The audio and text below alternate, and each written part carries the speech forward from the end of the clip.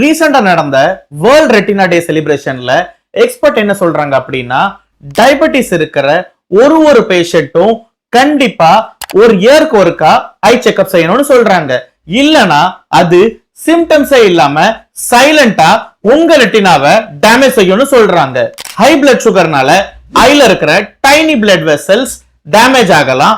இதுக்கு மெயின் காரணம் என்ன அப்படின்னா டயபெட்டிக் ரெட்டினோபதி அப்படின்னு சொல்றாங்க.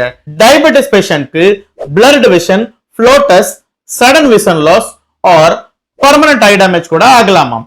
இந்த டயபெட்டிக் ரெட்டினோபதி இருந்தா ப்ராப்பரா ட்ரீட் செய்யணும்.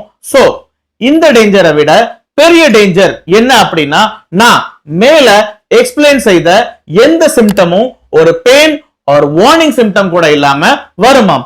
சோ இயர்லியா regular checkup, at least yearly once நம்ம கண்டிப்பா டயபெட்டிஸ் பேஷண்ட்க்கு செக் செய்யணும். டயபெட்டிஸ் இல்லனா கூட blood pressure, blood sugar and cholesterol கண்ட்ரோல்ல வைக்கிறது நல்லது. பிகாஸ் எப்போனாலும் யாருக்கும் எந்த டிசீஸும் வரலாம். இந்த இன்ஃபர்மேஷன் உங்களுக்கு பிடிச்சிருந்தா எங்க பேஜை சப்ஸ்கிரைப் செய்யுங்க. நன்றி.